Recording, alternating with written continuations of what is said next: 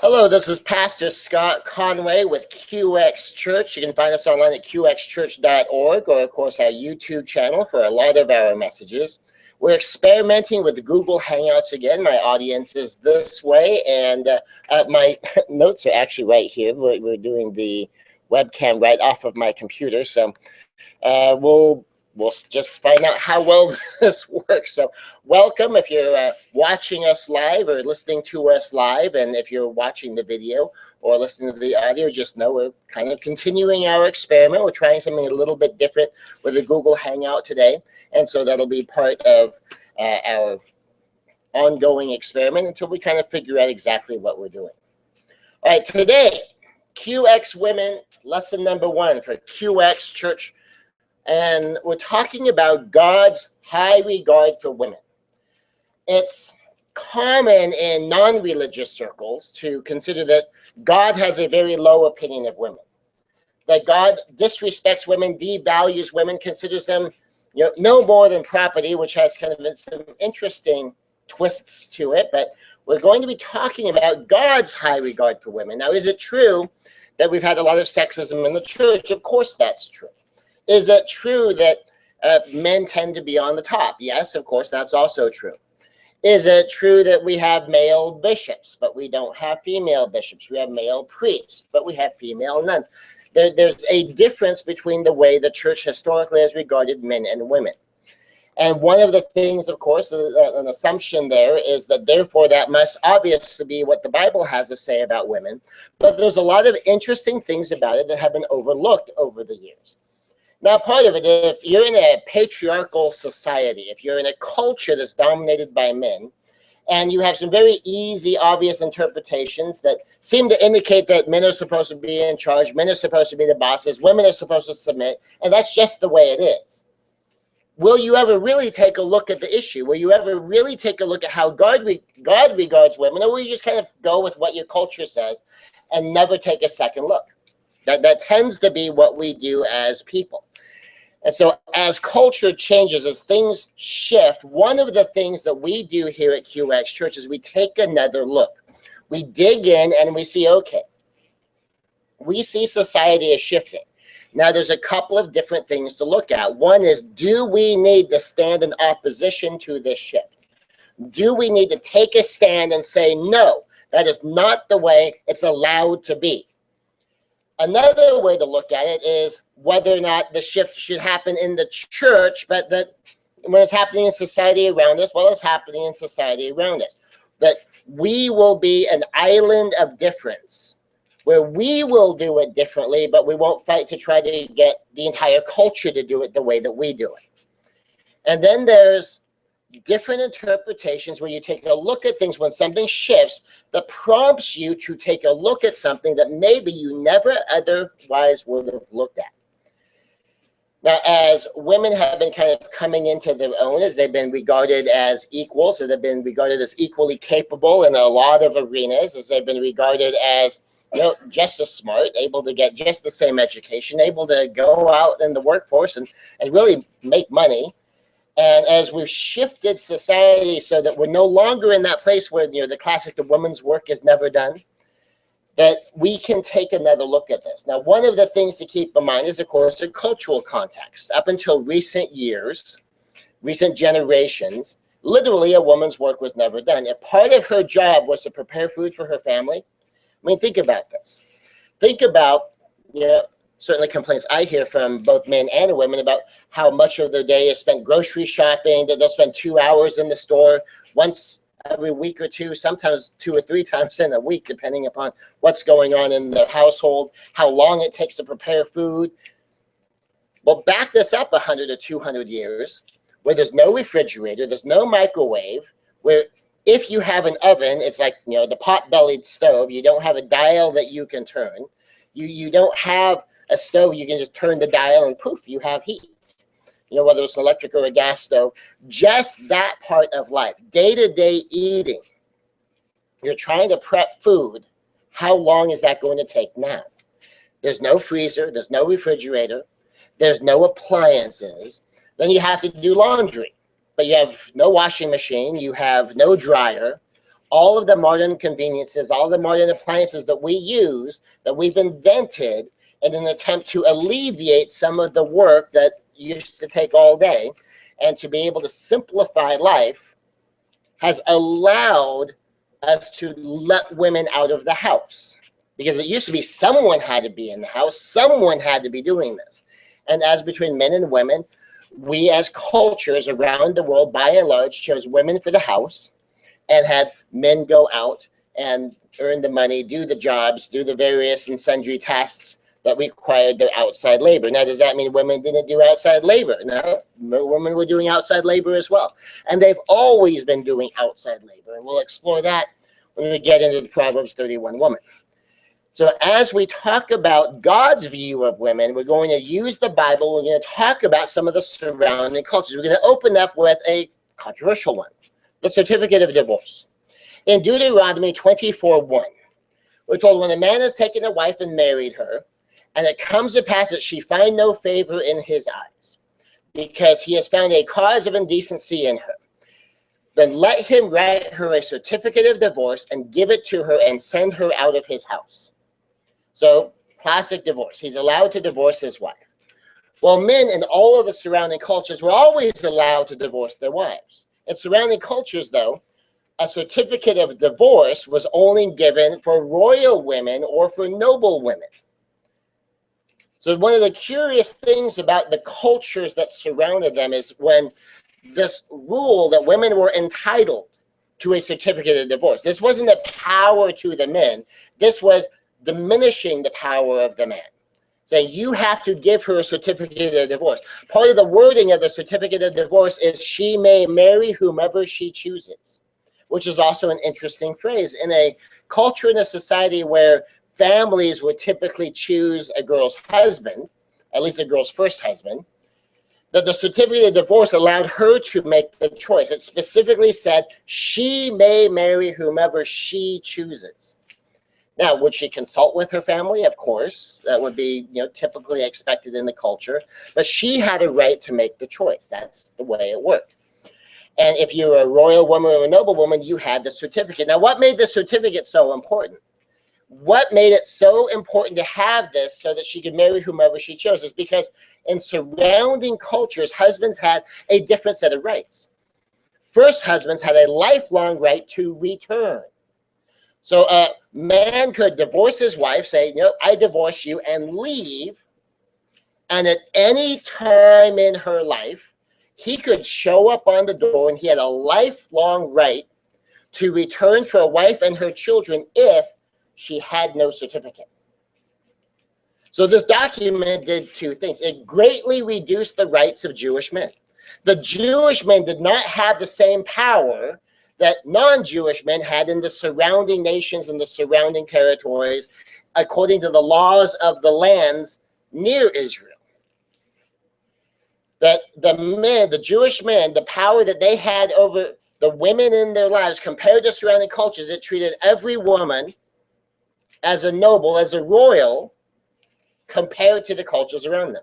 So the men lost power and the women were elevated. And as simple a thing as that is, a lot of people don't know that about certificates of divorce and where they came from. They came from noble and royal behavior. So imagine you're coming from one of these other cultures, and maybe you show up with your wife, and you walk in and you find out, wait, we're not noble. She's not a royal. I mean, what do you mean? I should be able to just walk out on her, leave her to take care of the kids, go do whatever I want, and then when the kids are old enough and now I need them because now they're a benefit to me, I can come back and get it. What do you mean I have to give her a certificate of divorce? What are you doing? You're robbing me of all my power here. Don't you get it? She's my wife. I'm allowed to leave her and come back anytime I want. That compared to that culture, the Jewish man, the law in Israel, greatly diminished the power of, want of a better term, of these jerks to treat their families this way. And it took the average Jewish woman, every female citizen of Israel, and it elevated them to the level of noble or royal on this subject. A slave woman's freedom. Now, this is also related to divorce. Exodus 21:10 and 11. If he take another wife, then her food, her clothing, and her duty of marriage, which means the conjugal love, the basically having sex, he shall not diminish. And if he does not do these things for her, then she shall go out a free woman without being paid for it. Now, this is the case of a slave woman being married to either her owner or the owner's son, depending upon your reading of the passage. But it's a slave woman that has been taken as a wife. So she's both a slave and a wife. She was a slave before. Now she's the wife. And the point in here is if that husband takes another wife, he's not permitted to even reduce what the first wife receives from him, or she's allowed to both divorce him and have her freedom. So now he loses his property, his slave, and he loses his wife for not keeping the deal. Now, there was a Jewish legal rule that this greatly impacted. And one of the legal rules was if the law gave a right to a slave, it obviously gave the right to someone who was free. Another part of Jewish law was if it gave a right to a woman and the right was in any potential way applicable to a man, that it gave that right to the man. And so if you're a slave or free, woman or man, you had the power to divorce if the deal wasn't kept. Now, think about this for a second. This is a slave and a woman. I mean, talk about the bottom of the social pecking order, right?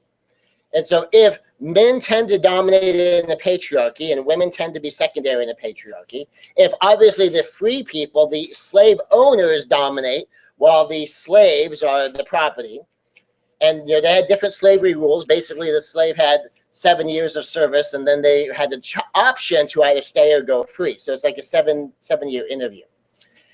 And the person being interviewed is the owner, because the slave has the option of leaving.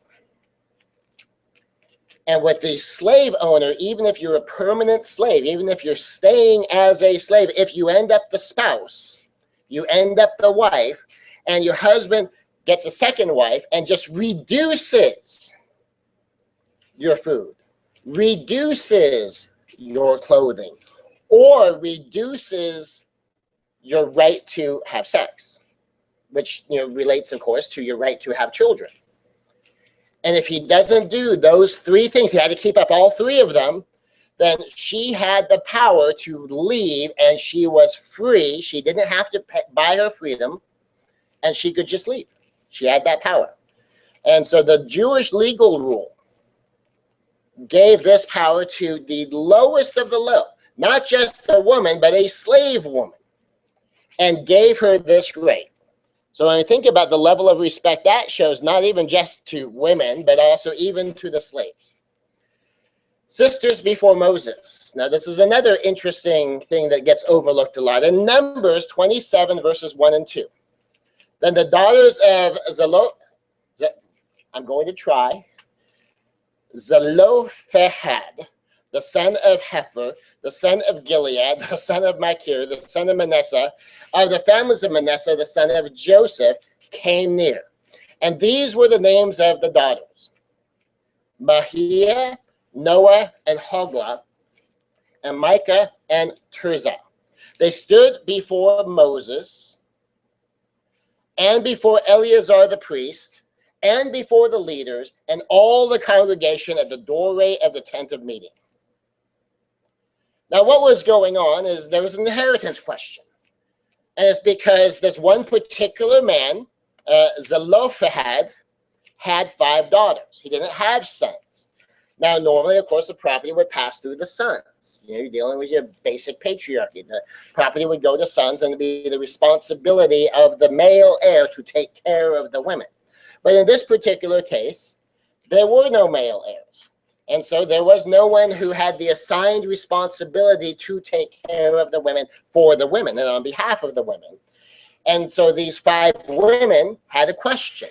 It's like, well, if there's no man, what happens now? Can we inherit? And ultimately, here's the way the issue was decided: is yes, the sisters can inherit. the sisters can inherit the property directly from their father. And then the only rule was to keep the property from getting all messed up as far as the genealogies and territories go, is that whomever they chose to marry needed to be within the tribe that owned that territory. So basically, you need to marry a citizen of your zone. It'd be a lot like saying, okay, if your property is in San Diego County, you need to marry someone from San Diego County. You can't marry somebody from New York. And that's about as much as the restriction, related to this property issue. But the part that gets overlooked a lot, besides the fact that God said, yes, the women can own the property. Now think about that by itself. In the time in which this rule was set forth, giving the property to the women, giving the property, I mean, possibly to the girls, I mean, we don't know how old the younger of the sisters were. That in itself is a huge leap compared to the society around them. But think about this part. These 5 sisters, as women on their own authority, no man representing them, these 5 women came before their head of state. Moses was effectively the head of state, and these 5 women had the right, no one stopped them from coming before Moses with this issue. They were before the head of their church, because they were before Eleazar the priest. They were before their leaders. They were before their people. And so while a lot of times women are considered like the second-class citizens, these women had the right to stand before the highest authorities and make their case all on their own. And so that tells you a little bit of something about God's view on the issue. And then related to this whole head of state thing, we have interesting other things where we skip forward. Say, okay, well, they hadn't really established a country yet. Well, you have King David. Well, now, you have a real kingdom. You've gone through the judges period.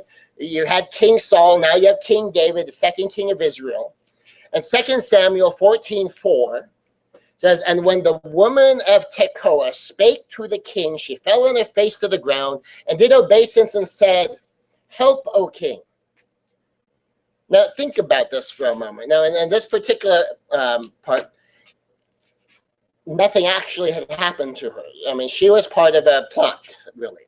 I believe it was Joab, who was David's general, had set this up. And so he sends this woman to go before David. Now, again, you have a head of state, her king.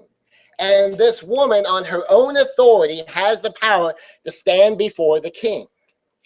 So the woman came before the king on her own authority, and in this case, she even lied to the king on behalf of his general, and nothing bad happened to her. Now, when you compare this to, say, the book of Esther, well, one of Esther's fears was, well, if I go before the king without being invited, and he doesn't extend his scepter out to me, that is a capital offense. That it's a big risk to try to go before your king. And, she took the risk anyway, and, King Ahasuerus liked her enough that he did extend the scepter. But when you're standing there waiting and knowing, okay, this is a live or die moment here to try to get before your king, that's huge. When you consider that this woman had the power to come before King David.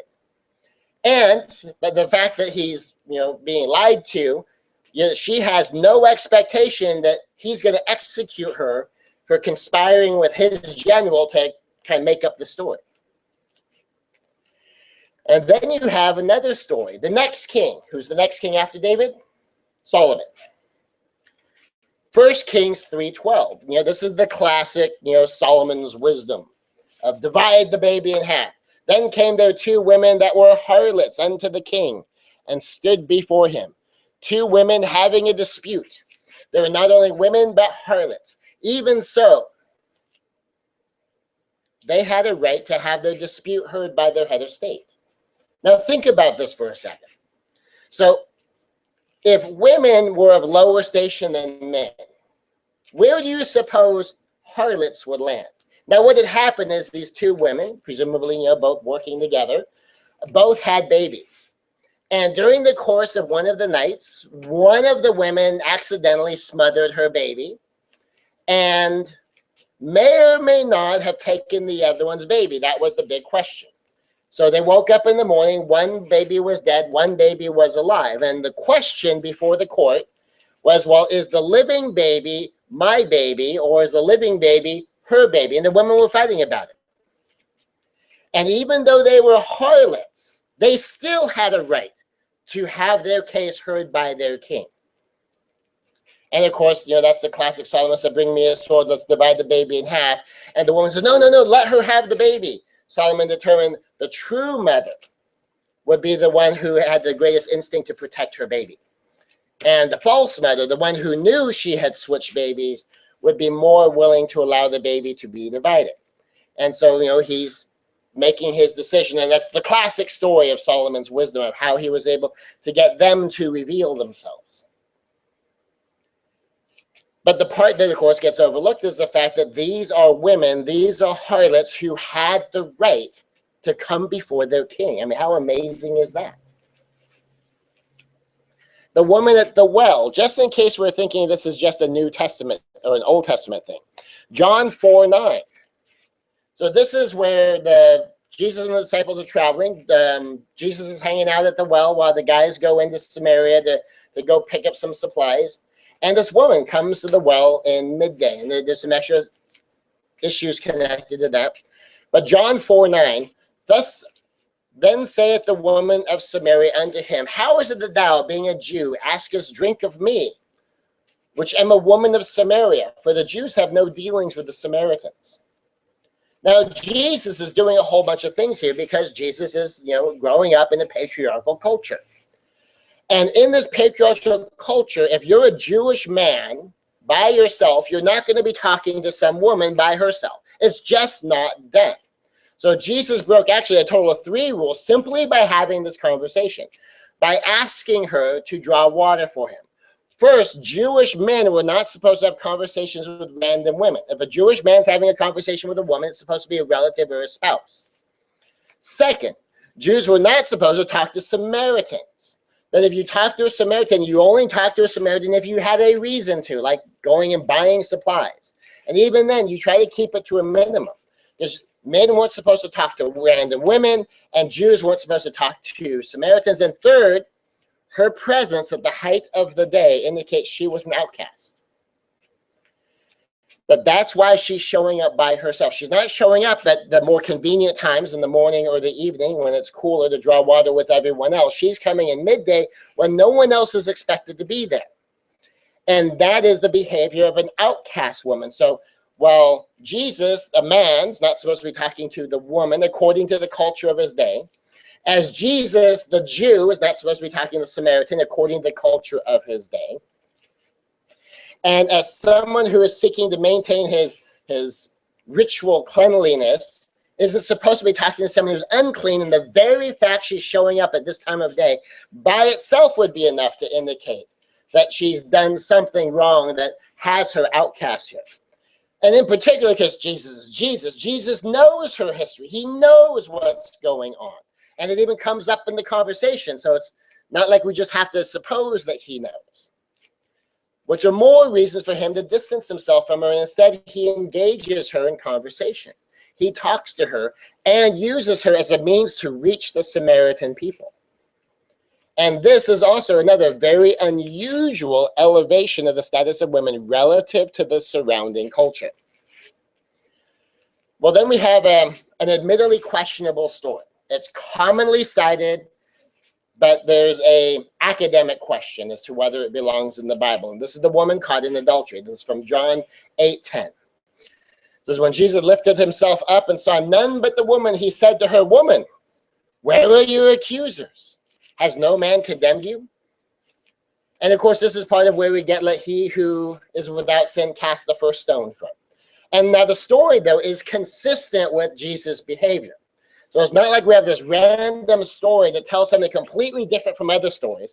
And this is part of why the story has endured, despite a few of the academic questions that exist on this.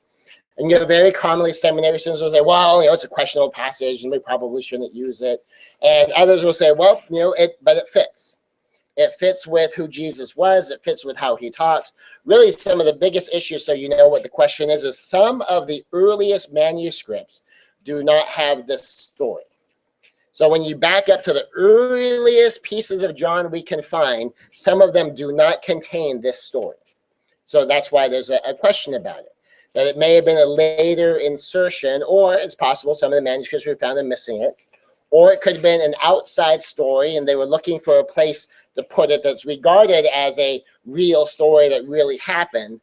And it later got put in this particular spot. We really don't know. But in this story, though, which has nonetheless endured for the 2,000 years of the gospel, she was a pawn. She was a pawn for the purpose of entrapping Jesus. And yet, rather than condemn her, he defended her. Just thinking about this. They said, we caught her in adultery in the very act. It's like, okay, if you caught a woman in adultery, what does that mean? You caught a man in adultery too. If she's an adulteress, and that would mean that she was married and she's having sex with someone other than her husband. That's what it took to be an adulteress. It's not that you're having sex with a married man, it's that you're a married woman. I mean, that was what it took. And in a culture, in a society that doesn't have effective birth control and is dominated by genealogies, so you need to know who the father is so that you can maintain your genealogy. All of these things were critically important in the society. And yet they ignored half of the equation. Who's the man? If you caught her in adultery, you caught her with someone. Where's he? And so they're being fundamentally unfair, and Jesus isn't willing to play that game.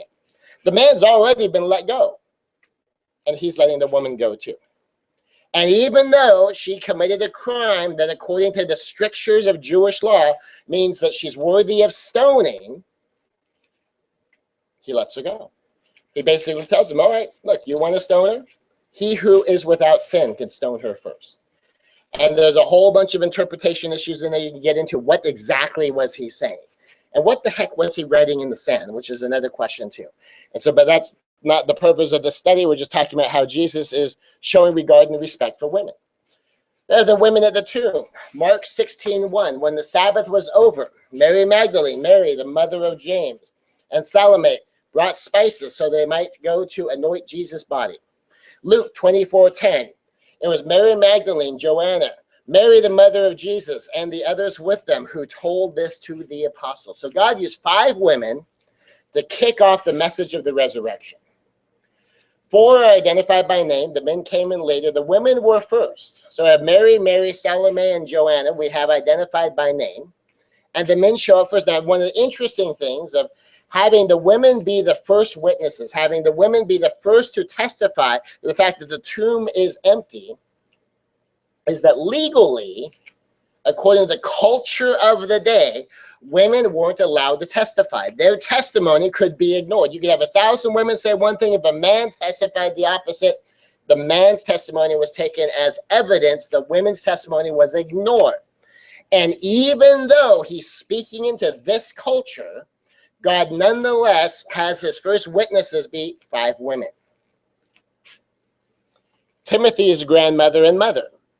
So this is from Paul, 2 Timothy 1:5.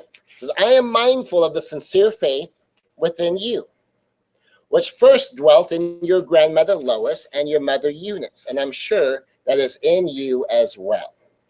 Now there's some implications in here.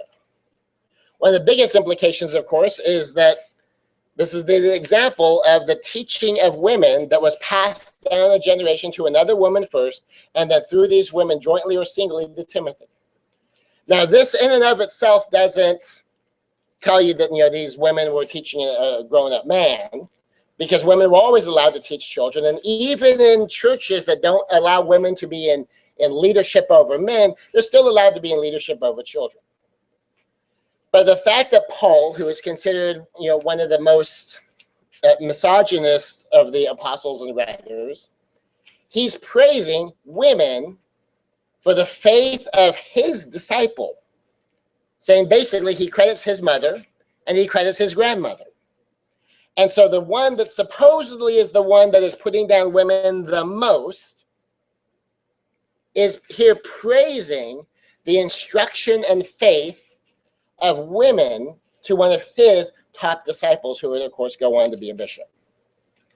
So creation of women. Genesis 2:21 and 22. So the Lord God caused a deep sleep to fall upon the man, and he slept. And then he took one of his ribs and closed up the flesh of that place. The Lord God fashioned into a woman the rib which he had taken from the man and brought her to the man. Now, there's some things I want you to think about here. One is that Eve is sort of a human 2.0. God made Adam, and then God did this special thing with Eve that he had never done before. And Eve is the last of God's creations. And so if you're going to kind of go with the idea that God kind of started basic and got more sophisticated and more advanced, ultimately comes up with Eve as the last of his creation and does something very unusual.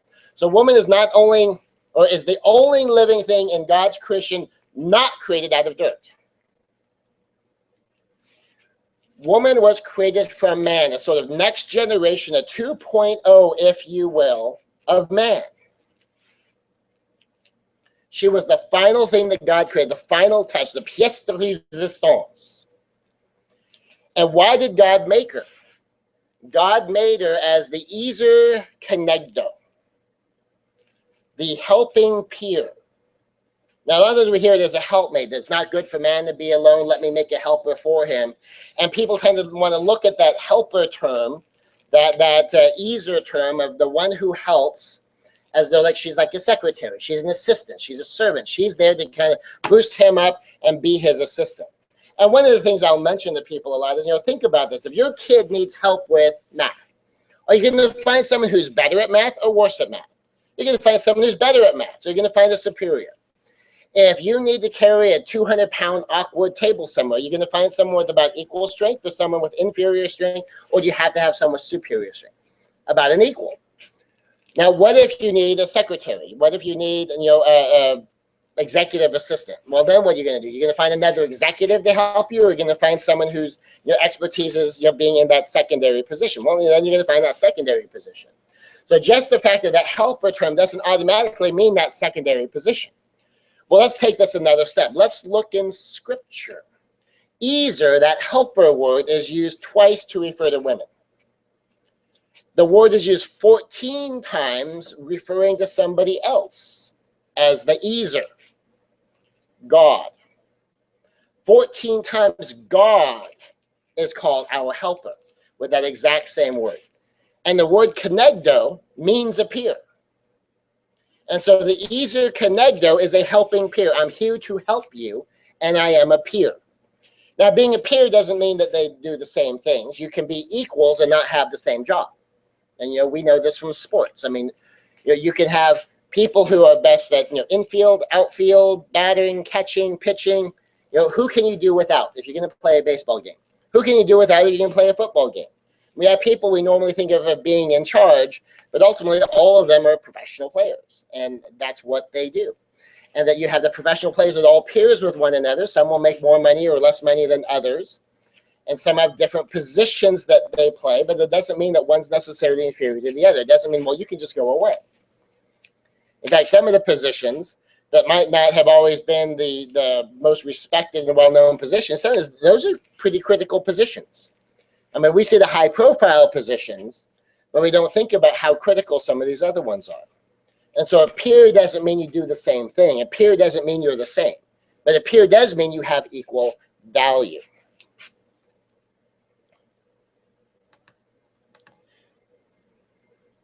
So when we take a look at God's treatment of women, and we say, okay, if God's elevating the women in Israel relative to the societies around him to the level of nobility or royalty, what does that tell us? If God is taking the lowliest of women, the slave woman, and that if he makes her the wife, that elevates her, that basically takes her out of slave status. If he doesn't maintain everything, if he doesn't keep the deal, even the slave woman has a right to say, okay, you're not keeping the deal, I'm out of here. And she had that power. That God, by God's rules, when you were an Israelite woman, you had a right to come before your head of state. That God used women as witnesses in a culture where their testimony would be ignored. and that God credits women with the faith and instruction of one of his leader men. And when you begin to explore even just these in the Bible, and we're certainly not done, we still need to dig into Proverbs 31. We need to talk about the judge Deborah. I'm going to mention Deborah right now, even though it's not in your outline. It's common among the parts of the church that want to talk about how women aren't supposed to be in leadership. They'll often say things like, well, the reason Deborah was elevated to judge is because God looked over all of Israel and saw there was no man who was qualified to judge, and so he had to choose a woman. Well, there's a few problems with that, one of which is the Bible doesn't actually say there were no men. It just says he rose up Deborah. So actually look up the story, it looks more like God's running a meritocracy. And besides, if God's the one doing the raising up, what's the big deal about men not being qualified?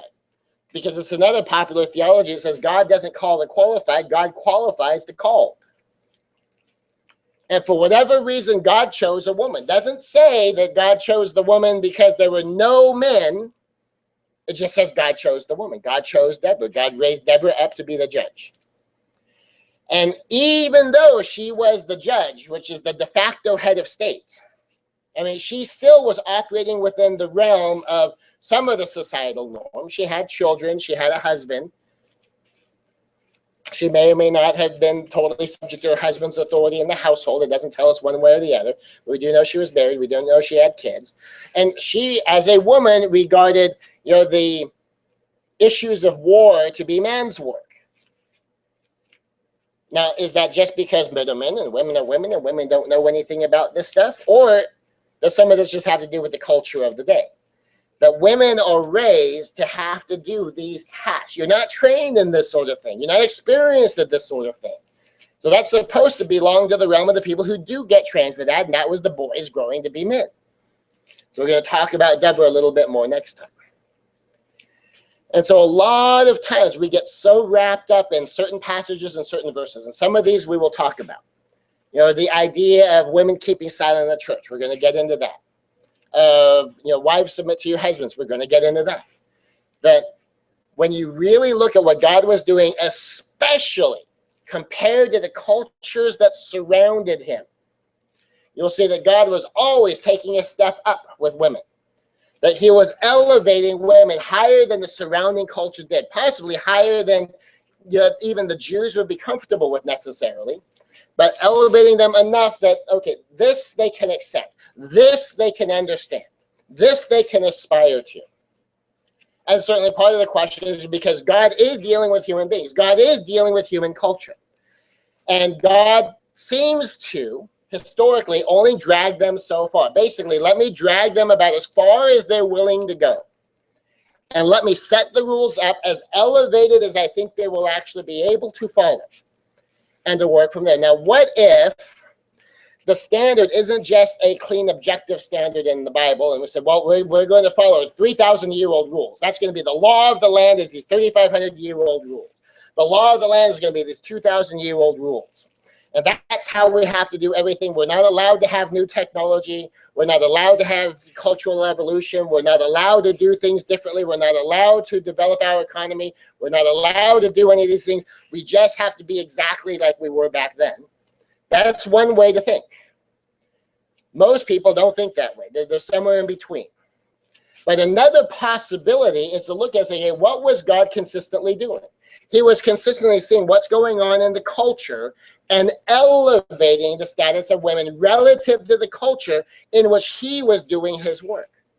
What if that's the standard? What does that mean? Now, was God elevating women above men? No, he wasn't doing that either. And that's one of the problems we run into sometimes with some issues of modern culture. God wasn't putting women up and putting men underneath them. He was raising them up as peers right from the beginning when he says, I will make her the helper. That same phrase that gets used of God himself. And I will make her the peer, the connector. That they're meant to be equal. They're meant to be different, but they're meant to work in partnership with one another. not a master-servant relationship, in partnership with one another. And this is a different sort of thing. And right from the get-go, that's kind of the deal. That is the original intent. And if we're going to use this, okay, maybe they're always supposed to be equal, but what is that going to look like considering the culture of the day? Another thing that gets overlooked a lot is the idea that, well, men had to appear, and when the woman had something happen to her, it was the husband that had to go, or the father who had to go. Now, does that mean that they're just property and that they have no value? Or does that mean he has a responsibility, a legal obligation to stand up for his women? Because you're back to the whole old thing of thinking about the simple thing of feeding a family. With no refrigerator, no freezer, no microwave, no oven, no stove, and yet you still have to prepare food every single day. And you're going to make a woman leave her home, leave her kids, leave her family, leave her household to go have to do these other things. Well, I mean, quite literally, households couldn't run without the women in the household. They were the only ones trained for this sort of thing. And so if you kept requiring the women to go do these things for themselves, very often what you were doing is you were killing a household. You couldn't do this. So it's okay, guy, it's your job. Yeah, I know you have to leave your wife. Yeah, I know you're not getting your deal here. I know you don't get the comfort of your own home. I know you're going to have to figure out what you're going to do as far as working your land, but this is your responsibility. Something's happened, it's your responsibility. You have to go take care of it. No excuses. Which is an exact opposite way to look at it is the way it's traditionally interpreted. But both of them are exactly valid based upon the facts that we know. So the QX church perspective is that women were always meant to be the equals of men. Does the Bible still say, wives, submit to your husbands? Yes, it does. And there's a structure going on there. We're going to get into that as we get there, too. But just exploring some of these key verses, understanding that God originally made women to be the helping peer, a partner, an equal. That women under God's rules have always been treated with dignity and respect. That women under God's rules have been treated as royalty and nobility. That women under God's rules have always been able to go before the head of state, their head of church, on her own authority, without having to have a man do it. Now, if there was a man in her life, it was his responsibility to take care of it, but not because she wasn't allowed, but because he was obligated. And all the way into the New Testament, where Jesus has his very unusual relationships with women. Unusual conversations that are triply taboo in the culture in which he's growing up, in the culture in which he's building his ministry. And that even Paul, regarded very often as the most misogynist of the apostles, and shows up in his writing, at least as far as people are saying, is still crediting one of his own top disciples' faith to women, to his mother and his grandmother. That tells us there's something different going on here than is commonly interpreted.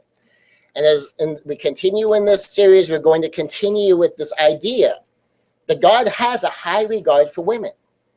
Sometimes a much higher regard for women than the church has, which I find unfortunate. But just so you know, these churches have legitimate interpretations, and they'll back it up and they'll support it. I happen to disagree. Part of it might be because I have more respect for women than they do. Part of it might be because they're clinging on to their traditional interpretation, certainly much more than I do. I mean, for us, we're all for tradition. I mean, we don't say that, clearly, obviously, they're wrong. It was never supposed to be that way. But we do come from the perspective that when society changes around you, it's time to go take a look and explore the issue at a different level than you might otherwise have been prompted to. And when all of society is patriarchal, when the interpretation shift really might not matter, it won't make any kind of a practical difference, because even if it does say all these things, you still have a situation where, a woman's work still is never done. I mean, how are we going to do things any differently than we do it if someone's got to be at home all the time? She's the one who's pregnant. No one can breastfeed but her. And with no refrigeration and no appliances, I mean, all of this work is going to take all day. And even if she has an outside job, it doesn't diminish all of this extra work. And so when you're looking at society where a shift in interpretation isn't really going to make a meaningful difference, there's really not a need to take another look at it. But now with technology and the modern conveniences and a shift in culture, I think it is time. I think it's been time for a couple of decades now, because we have been doing things differently for a while. And in a lot of cases, we really don't mind. I mean, do we care that if a discovery was made by a man or a woman, or do we just appreciate the discovery? Do we care about the race of where scientific innovation comes from, or the culture where it comes from, or do we appreciate the innovation? Now, we might have an issue with the ethics used to do it, but we're at a time now where women can step up and are stepping up. And part of what we need to know as a church is this something we need to fight out there in society? We need to keep women down. We can't allow them to get an education. We can't allow them to have businesses. We can't allow them to do these things. It's just not allowed. Only men can do that. Do we need to take a position that says, okay, well, society might do that all around us, but we in the church, we are going to do things differently, right? You know, our women aren't going to do these things. They're going to be in the kitchen. And of course, very few churches, I would like to say none, but unfortunately that's not true. Very few churches go to those kind of extremes. Mostly what you see in actual society, or the people willing to make the argument out loud, is that wives are secondary to the husbands. That's like they're in the passenger seat and he's in the driver's seat. He can do whatever he wants and she's just along for the ride. You will see a lot of that. And you'll see a whole bunch of women can't be leaders in the church. Some of his women can't lead a church. That's pretty common. Some that women can't lead any adult men. That's a little less common, but you do still see a lot of that. That they're allowed to lead children, but they're not allowed to lead or teach males. And so as we kind of explore all of this stuff, we're going to get into some of those issues as we go too. So this is Pastor Scott Conway at QX Church. Find us online at qxchurch.org. Laying the beginning of the foundation for God's respect for women, God's high regard for women in this series, QX Women, lesson number 1. Thank you very much.